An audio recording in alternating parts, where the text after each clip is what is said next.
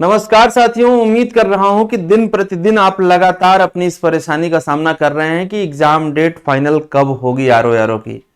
लगातार मतलब आप ये समझें कि पढ़ाई के वीडियोस कब आएंगे, कौन सा क्वेश्चन आएगा परीक्षा में, क्या टॉपिक डिस्कशन होना चाहिए, पैटर्न क्या बदलेगा, कितने क्वेश्चन आ सकते हैं, कौन सा विषय महत्वपूर्ण है। इन सब बातों से 100 गुना ज्यादा इस बात पर चर्चा हो रही है कि एग्जाम का फाइनल डेट क्या होगा। अरे भाई, मेरे एग्जाम का फाइनल डेट हम बता रहे हैं लेकिन वो स्पेकुलेटेड होगा, अनुमानित होगा। शर्त सिर्फ इस बात की है कि एग्जाम का फाइनल डेट आने के बाद आपकी तैयारी का स्तर क्या कह रहा है। क्या आपने history, polity, geography, science, economy, current affair और मिसलिनियस के जो विषय हैं इनकी आपने सूचीबद्ध तैयारी कर ली है? क्या आपने मुख्य परीक्षा को लेकर के अपनी तैयारी कर ली है? क्या मैं आपसे अलग अलग विषयों में 5 अच्छे स्तर के प्रश्न पूछें तो उस 5 में से 4 प्रश्नों का जवाब देने में आप अपने आप को सक्षम महसूस करते हैं? यदि इन प्रश्नों का जवाब हाँ में आ रहा है तो ये मान के चलिए कि फिर एग्जाम का डेट कल ही क्यों ना हो, आप इस बात के लिए तैयार हैं कि आपका सिलेक्शन हो जाएगा। और यदि इन प्रश्नों का जवाब आ रहा है कि सर रिवीजन करना पड़ेगा, सबसे बड़ा ड्रॉबैक है कि यदि रिवीजन करने वाली फिलॉसफी में आप जी रहे हैं तो आपका सिलेक्शन नहीं हो सकता है साथियों। चाहे सुनने में थोड़ा बुरा लगे, वो सत्य है। यदि आप चाहते हैं कि आपका सिलेक्शन हो तो लगभग 70% ऑफ द कोर्स सिलेबस आपकी जुबान पर हर समय याद होना चाहिए। यदि आपको पॉलिटी में आर्टिकल्स और अमेंडमेंट्स रिवीजन करने के बाद याद आते हैं, हिस्ट्री में युद्ध सारे रिवीजन करने के बाद याद आते हैं, ज्योग्राफी में लोकेशंस, झीलें, नदियां, ये सब रिवीजन करने के बाद याद आती हैं, इकोनॉमी में आपको प्लान एंड पॉलिसीज रिवीजन करने के बाद याद आते हैं, तो इसका मतलब है कि you are going in very wrong direction. क्योंकि आप शक्तिमान नहीं है कि एग्जाम के पहले वाली रात में आप सब पलट देंगे और एक ही बार सब आप मगअप कर जाएंगे।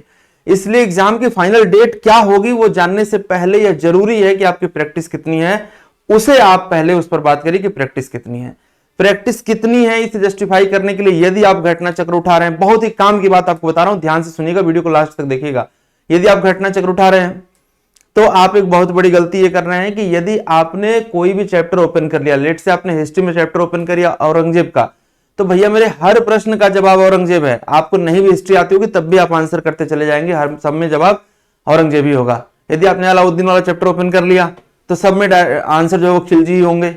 तो फिर ऐसे में आपको लगता है कि आपकी तैयारी बड़ी अच्छी है, लेकिन जब आप हमारे नए प्रश्नों को फाइट करते हैं तब आपको एहसास होता है कि आप कहां पर प्रॉब्लम में हैं।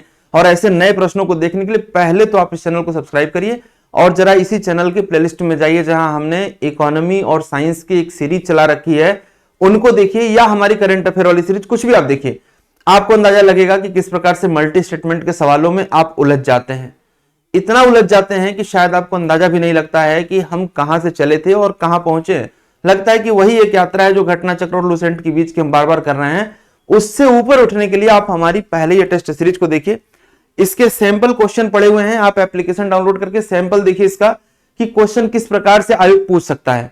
और सैंपल समझ में आए तो टेस्ट सीरीज ज्वाइन करना या ना करना ये आपके ऊपर डिपेंड करता है, लेकिन जो हमारी फ्री क्लासेस हैं वो फ्री क्लासेस तो आप ज्वाइन करेंगे ही करेंगे, क्योंकि उसमें कोई इशू नहीं है। तो चैनल को सब्सक्राइब कर लीजिए। इसी चैनल पर यूट्यूब पर हम आपके लिए free of cost completely daily शाम को 6 बजे इकोनॉमी और 7 बजे ज्योग्राफी, लेकिन अभी ज्योग्राफी की जगह पर साइंस शुरू किया गया है और साइंस चल रही है। साइंस फिनिश होने के बाद हम ज्योग्राफी शुरू करेंगे। ज्योग्राफी और हिस्ट्री एक साथ चलेगी, ठीक है। 2 सब्जेक्ट अभी एक साथ चल रहा है और 2 सब्जेक्ट इसके बाद चलेगा।